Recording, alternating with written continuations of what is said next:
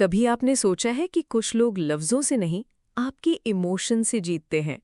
और सबसे खतरनाक बात यह है कि आपको इसकी भनक तक नहीं लगती। क्या आप चाहते हैं कि कोई आपके बारे में सोचना बंद न कर सके, खासकर जब वो आपको फौरन इग्नोर कर रहा हो? अगर हाँ, तो ये वीडियो आपके लिए ही है।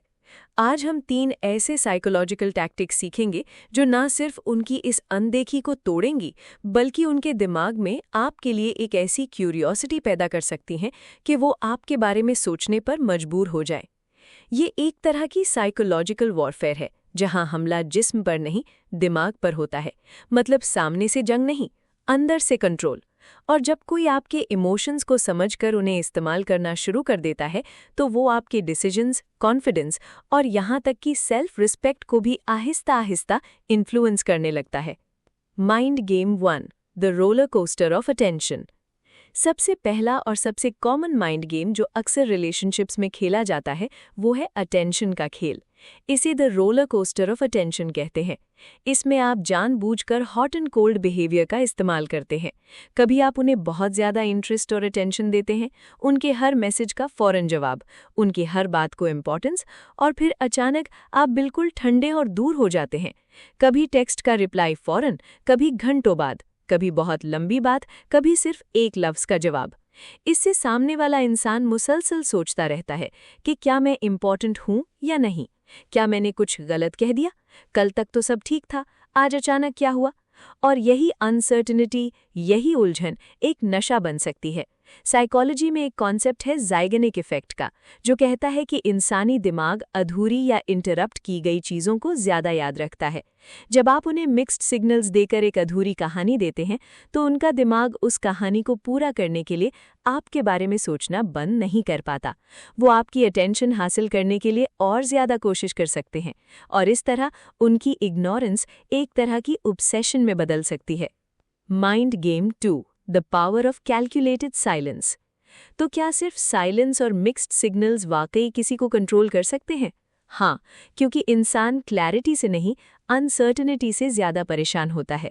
जब जवाब ना मिले तो दिमाग खुद कहानियां बनाना शुरू कर देता है।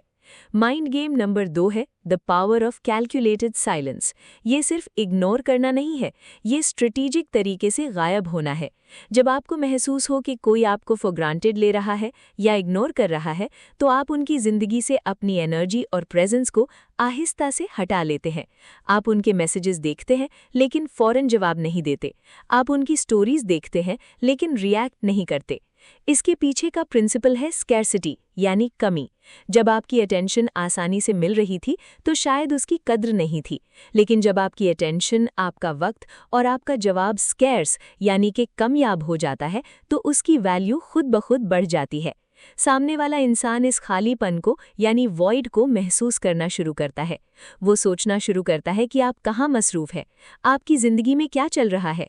उनका ईगो उन्हें ये सोचने पर मजबूर करता है कि वो आपकी अटेंशन वापस कैसे हासिल करें।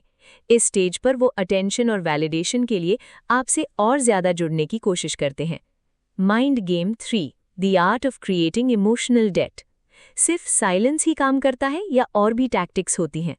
और भी बहुत सी टैक्टिक्स होती हैं, लेकिन तीसरी सबसे सटल और इफ़ेक्टिव हो सकती है। इसे हम कह सकते हैं the art of creating emotional debt. ये कोई टेक्निकल साइकोलॉजिकल टर्म नहीं है, बल्कि एक पैटर्न को डिस्क्राइब करने का तरीका है। इसमें आप एक तरह से गिल्ट का इस्तेमाल करते हैं, लेकिन पॉजिटिव तरीके से। आप उनके लिए इतने अच्छे, इतने सपोर्टिव और इतने अंडरस्टैंडिंग बन जाते हैं कि उन्हें आपकी आदत हो जाए। आप उनकी मुश्किलों में उनका साथ देते हैं, उन्हें इमोशनल सपोर्ट देते हैं और उनके लिए हमेशा अवेलेबल रहते हैं।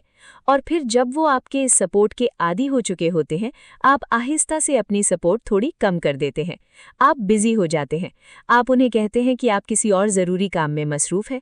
अब उनके दिमाग में एक इमोशनल कर्ज यानी डेट का एहसास पैदा हो सकता है। उन्हें लगता है कि जब उन्हें ज़रूरत थी, आप वहाँ थे, लेकिन अब जब आपको उनकी ज़रूरत हो सकती है या आप सिर्फ मसरूफ़ हैं, तो वो आपके लिए कुछ नहीं कर पा रहे। ये हल्का सा एहसास जुर्म उन्हें प्लीज़ करने पर, आपसे बात करने पर और आपकी अटेंशन वापस जीतने पर मजबूर कर सकता है। How to recognise and protect yourself. ये टैक्टिक सिर्फ डेटिंग में नहीं, बल्कि दोस्तों, फैमिली और ऑफिस में भी इस्तेमाल हो सकती हैं। हर जगह गोल सेम होता है। आपके माइंड की स्टीयरिंग किसी और के हाथ में चली जाए, तो फिर पहचान कैसे करें कि कोई आपके माइंड के साथ खेल रहा है?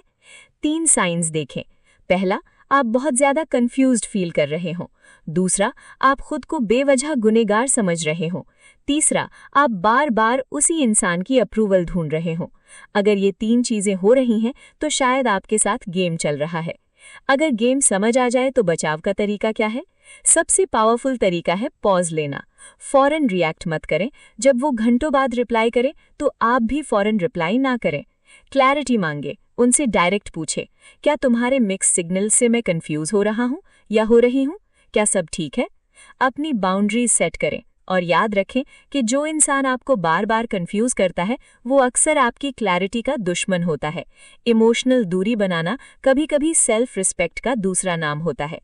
अगर आपको ऐसी माइंड गेम्स और ह्यूमन साइकोलॉजी वाली वीडियोस पसंद है तो अभी चैनल को सब्सक्राइब कर दें, क्योंकि आगे वाली वीडियो में हम देखेंगे कि लोग आपकी कमजोरी को कैसे टारगेट करते हैं और आप उससे कैसे बच सकते हैं।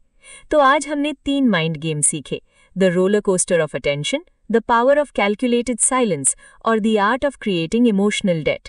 इन सब का एक ही मकसद हो सकता है, सामने वाले इंसान के दिमाग में आपके लिए एक ऐसी जगह बनाना जिसे वो इग्नोर ना कर सके। लेकिन एक चीज हमेशा याद रखें, इन टेक्निक्स में मैनिपुलेशन की जबरदस्त पावर है, इसलिए इनका इस्तेमाल हमेशा जिम्मेदारी और अच्छी नीयत से करें। इन्हें समझने का असली मकसद दूसरों को कंट्रोल नहीं बल्कि खुद को बचाना है। जो इंसान अपने इमोशंस को समझ लेता है वो किसी के माइंड गेम्स का आसान शिकार नहीं बनता। अगर आप ह्यूमन बिहेवियर और माइंड गेम्स को और गहराई में समझना चाहते हैं तो अगली वीडियो जरूर देखें।